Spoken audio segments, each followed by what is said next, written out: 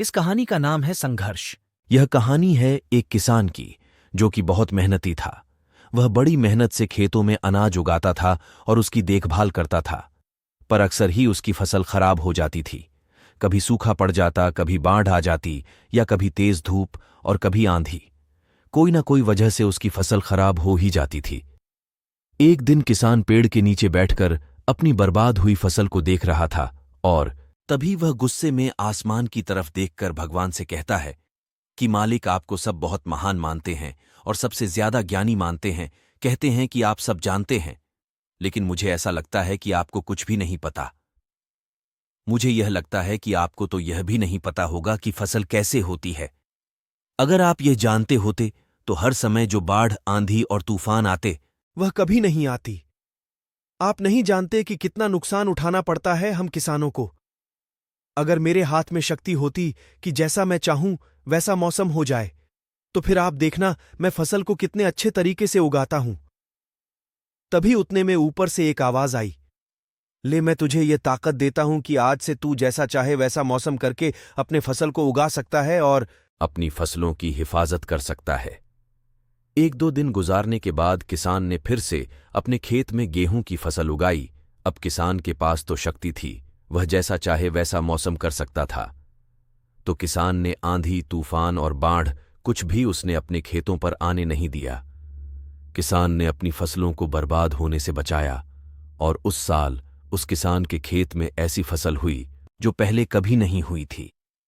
मन ही मन किसान बहुत खुश हो रहा था, और साथ ही साथ यह सोच भी रहा था कि भगवान को बताऊंगा कि इसे कहते हैं शक्ति का सही इस्तेमाल।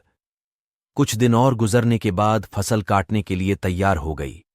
किसान बड़े उत्सुकता के साथ फसल को काटने लगा, पर जैसे ही उसकी नजर गेहूं की बालियों पर पड़ी तो वह हैरान हो गया, क्योंकि उन बालियों में गेहूं के दाने ही नहीं थे। गेहूं के एक भी बाली के अंदर गेहूं का दाना ही नहीं था, सारी बालियां अंदर से खाली थीं। अब वह किसान बड़ा परेशान हो गया और फिर से भगवान को पुकारने लगा। वह जोर जोर से चिल्लाकर यह कह रहा था, भगवान, शायद तूने मुझे कोई सजा दी है।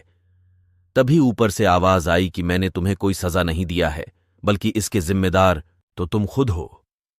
तुमने अपने पौधों को संघर्ष करने का मौका ही नहीं दिया। ना तो तुमने उन्हें आंधियों से जूझने दिया, ना ही तेज बारिश से सहने दिया, और ना ही धूप में तपने दिया। एक भी चुनौती का सामना तुमने उन्हें नहीं करने दिया, इसीलिए सारे पौधे अंदर से खोखले रह गए। जब आंधी, तूफान, तेज बारिश और धूप पड़ती है, तभी यह पौधे संघर्ष करते हैं, और इसी संघर्ष से ताकत पैदा होती है, जिसमें पावर होता है, एनर्जी होती है, और इसी संघर्ष से गेहूं का दाना बनता है। तूने उन्हें बुरे वक्त से गुजरने ही नहीं दिया, जहां उनका बनावट होता। सारी बालियां इसीलिए खोखली रह गईं, क्योंकि तुमने अपने पौधों को संघर्ष कराया ही नहीं। सेम यही चीज दोस्तों हमारे साथ भी होती है। इस कहानी से हमें यह सीख मिलती है कि बुरा वक्त जो होता है, जिसे लोग संघर्ष कहते हैं, स्ट्रगल कहते हैं, यहीं से एक इंसान की तरक्की होती है। आपको पता होगा कि जब एक डायरेक्टर कोई मूवी बनाता है, तो डायरेक्टर सबसे डिफिकल्ट रोल अपने बेस्ट एक्टर को देता है।